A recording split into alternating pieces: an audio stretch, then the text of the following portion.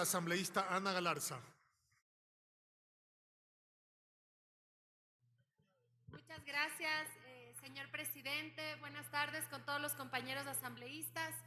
Un saludo afectuoso y respetuoso con todos los ciudadanos que nos están acompañando a través de los distintos medios de comunicación. Esta asamblea tiene que ser una asamblea distinta.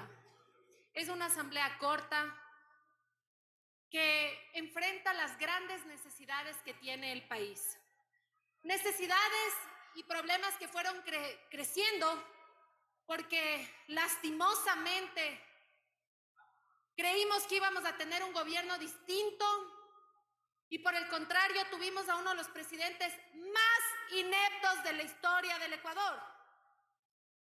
Pero esta Asamblea Nacional tiene que ser diferente a los anteriores congresos o las pasadas asambleas nacionales, donde se utilizaba la frase de esto es político, esto no es jurídico.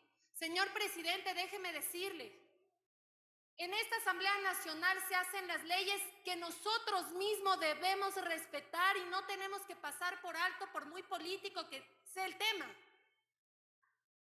Todo lo político tiene que ser jurídico, porque si es jurídico es legal, y si es legal estamos cumpliendo correctamente con nuestro trabajo. La Constitución es sumamente clara cuando habla de un juicio político a un presidente o vicepresidente. Solamente cabe la destitución, no habla de censura. Es distinto cuando es un juicio político a un ministro. Ahí se puede hacer un juicio político hasta un año después y puede haber censura.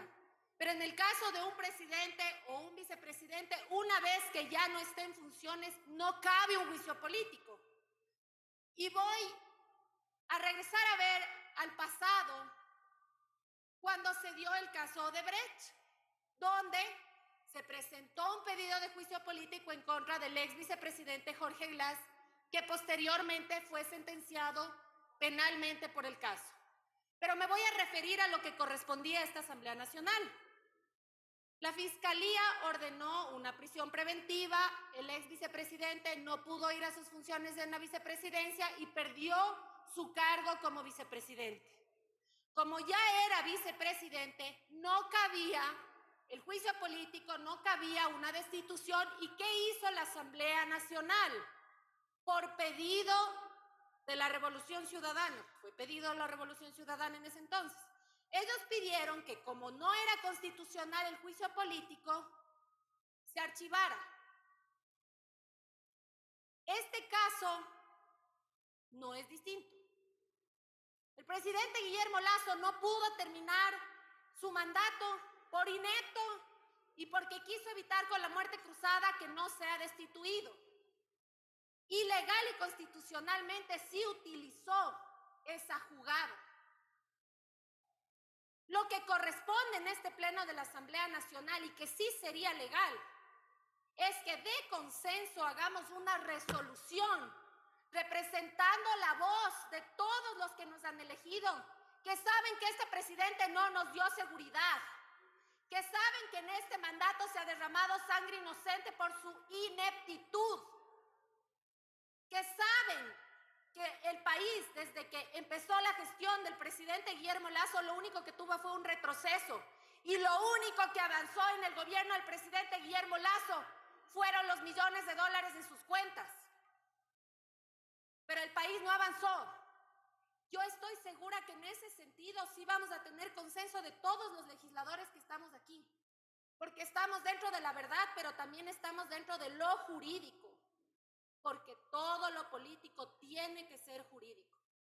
El día de mañana, con su equipo de abogados, porque tiene toda la cantidad de recursos para tener muchos abogados, va a llegar hasta instancias internacionales y ¿saben qué va a pasar? Le va a terminar ganando al Estado ecuatoriano porque claramente la Constitución habla que no hay una censura a un exmandatario. Todavía más que le falla al país va a terminar indemnizado por una decisión que se tome aquí. No podemos dar paso a que termine premiado uno de los peores presidentes que ha tenido la historia del Ecuador. ¿Y saben cuál es la verdadera censura que vive el señor Guillermo Lazo? De 10 ecuatorianos, 9 reprueban su gestión. El día de mañana se lanza de candidato a cualquier cosa y pierde.